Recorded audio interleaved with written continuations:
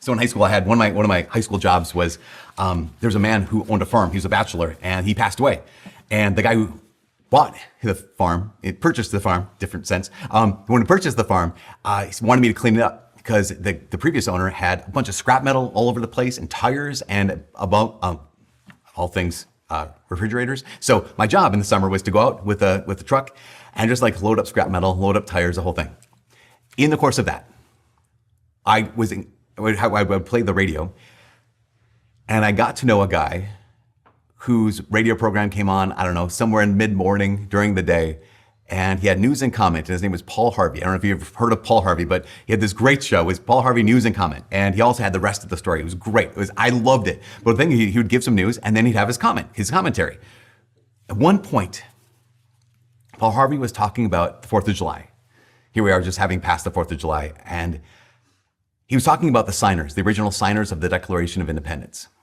Those 56 men who signed the Declaration of Independence. And I think right now, here we are in 2025, we look back and we think we have this critique of those men. We have a critique of their lives. And I guess there's stuff we could criticize. I mean, they're men of privilege, they're men of wealth, many of them who owned slaves. They're easy to criticize because they had their feelings. And I think we've all heard of those. But there's something I didn't know about those signers. And something I actually didn't know about the Declaration. I've always known the first words of the Declaration of Independence, right? We hold these truths to be self-evident. The Creator has endowed every man with inalienable rights. I did not know the last words of the Declaration of Independence. And these last words of the Declaration of Independence were signed by these 56 men, these signers.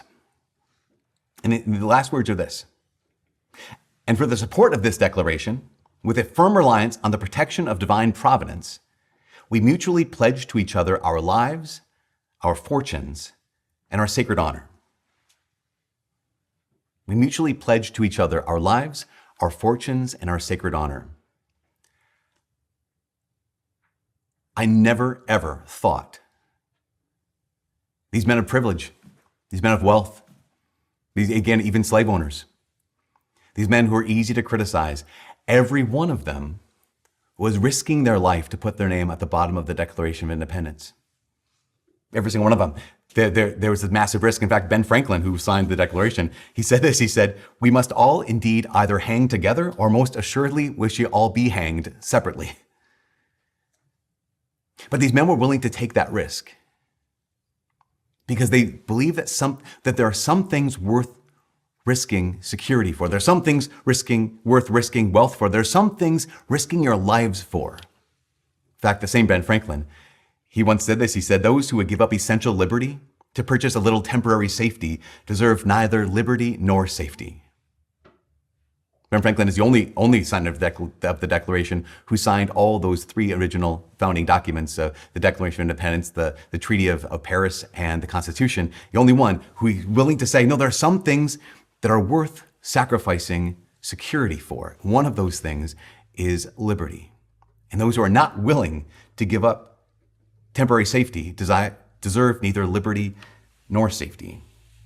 Why? Because what you value, you're willing to sacrifice for. Those 56 men, what they valued, they were willing to sacrifice for. You're willing to take a risk for. I think about that when it comes to the 72. We have the 56 signers of the Declaration of Independence. We have the 72 who are sent out by Jesus.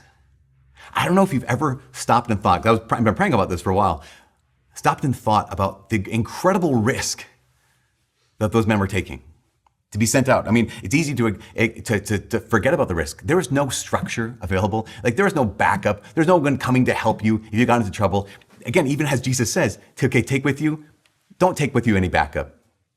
No money bag, no second tunic. You can wear sandals. Okay, thanks, Jesus. But they were risking absolutely everything. Why? Because they believed that there are some things worth risking for. There are some things that are worth risking rejection for. There are some things that are worth risking insecurity for. There are some things that are even worth risking your entire life for. All those men, they had no backup, they had no resources, they had no guarantee. All they had was Jesus.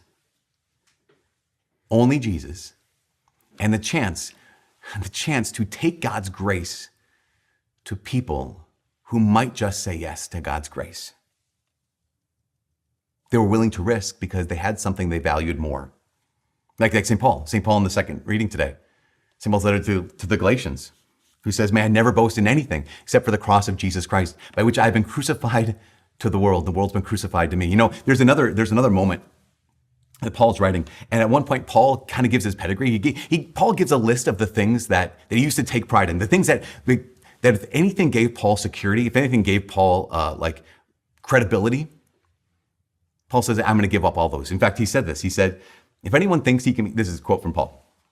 He says, if anyone thinks he can be confident in the flesh, like in what your achievements are, he says, all the more can I. He says, I was circumcised on the 8th day, right? I'm fully Jewish, on the race of Israel, on the tribe of Benjamin. I'm a Hebrew in Hebrew parentage, in observance of the law of Pharisee. So he's like, you can't be more Jewish than me, right? I am all in, a Pharisee. In zeal, I persecuted the church. In righteousness based on the law, I was blameless. He wasn't just someone who was born into the Jewish faith. He also lived the Jewish faith to a T. In righteousness of the law, he was blameless. But then he goes on to say, but whatever gains I had, these I have come to consider as a loss because of Jesus Christ. Like those 56. Whatever security I have, I'm willing to give these up because of liberty. Here's St. Paul saying, whatever security, whatever credibility, whatever accomplishments I had, I consider all of them a loss because of Jesus, because he's the one. He goes on to say, more than that, I even consider everything as a loss because of the supreme good of knowing Christ Jesus, my Lord. And he says this line that just is incredible. He says, for his sake, I have accepted the loss of all things, and I consider them so much rubbish. Now, that word in Greek is the word skubala. He says, all things, everything I used to hope in, everything I used to trust in, everything I used to be proud of, every one of my accomplishments, I consider them skubala, which literally means dung. I consider them just manure, that I may gain Christ and be found in him. Here's Paul, who realizes, no, there are some things worth risking. There are some things worth letting go of. There are some things worth giving up when you find the one thing that you're made for. In fact, that's one of the reasons why St. Augustine says something like this. He said, the one who has God and nothing else has everything. But the one who has everything except God has nothing. The one who has God and nothing else has everything. But the one who has everything except God actually has nothing. Saying essentially, still if I lose everything, I still have the Lord. And it's worth it. Because the reality is, as Christians, we can still lose everything except Jesus. As Christians, we can put our whole lives on the line. It's just be exactly like those 72, and we can lose everything. We can lose everything like many of the 56. So as I'm sitting there or working out, listening to my car radio play as I'm cleaning up this farm, Paul Harvey, he went on to describe who those 56 signers were, what they were like, and what it cost them. He said it like this. This is a quote from Paul Harvey. He said, what kind of men were they? 24 were lawyers and jurists, 11 were merchants, 9 were farmers and large plantation owners, men of means, well educated. And they signed the Declaration of Independence knowing full well that the penalty would be death if they were captured. So he gives some examples. Carter Braxton of Virginia, a wealthy planter and trader, saw his ships swept from the seas by the British Navy. He sold his home and properties to pay off his debts, and he died in rags. He was one of the signers.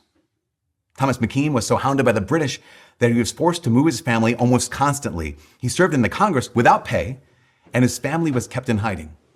His possessions were taken from him, and poverty was his reward at the end of the war. Vandals or soldiers, or both, looted the properties of Ellery, Clymer, Hall, Walton, Gwinnett, Hayward, Rutledge, and Middleton. Took everything they owned. The Battle of Yorktown, Thomas Nelson Jr., he noted that the British general named Cornwallis, he had taken over the Nelson home, this man's home, for his headquarters. And Thomas Nelson Jr. quietly went up to George Washington and asked General Washington to open fire on his own home. His home was destroyed, and Nelson died bankrupt. A man named Francis Lewis had his home and properties destroyed. The enemy jailed his wife, and she died within a few months.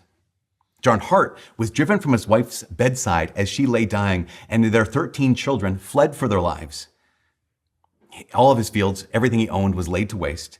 And for more than a year, he lived in forests and in caves, returning home to find his wife dead and his children gone. A few weeks later, he died from exhaustion and a broken heart. Two others, Lewis, Norris, and Livingston, also suffered the same fate. 5 of these signers were caught by the British as traitors and tortured before they died. 12 had their homes ransacked and burned. 2 lost their sons in the Revolutionary Army. Another had 2 sons captured. 9 of the 56 fought and died from wounds or hardships during the Revolutionary War. That was the price of being a signer of the Declaration of Independence. Again, we can criticize them as men of privilege. We can criticize them as men of means. We can criticize them as wealthy people. But every one of them put their privilege to the service. They put their wealth to the service of others. Every single one of them put their lives on the line for the hope and the dream that is America. For the hope and the fight for something called liberty. They risked their lives, and it cost them their lives. And that's just for a country. Paul, the 72, they risked their lives for God himself. Paul and 72, without any guarantee, risked their lives for the possibility of being able to set prisoners free. And Paul himself, he says in the gospel, in the second reading today, he says, I bear the marks of Jesus on my body. We believe that Paul had the stigmata, right? The 5 wounds of Jesus, just like St. Francis of Assisi had or Padre Pio had, that he was signed. Because every one of those Christians, they were signers. And so are we. And this is the last thing. The 56 signers of the Declaration of Independence were willing to risk security for liberty. Every time you and I make the sign of the cross, we are signers. We are signers who say that there's something worth risking. There's something not just worth risking my security, not just risking my wealth, not just worth risking my future. There's something worth risking my entire life. Like St. Paul, I consider my entire accomplishments, everything I could ever possibly gain, as so much rubbish for the possibility of gaining Jesus. So on this 4th of July, this Independence Day weekend, to be grateful for the 56 signers of the Declaration of Independence, but to realize that you and I as Christians, we are also signers. And every time we trace the sign of the cross over our foreheads, over our bodies, over one another, we are declaring as well that life without Jesus is not worth living. But a life with Jesus, even if I lose everything else, is worth everything.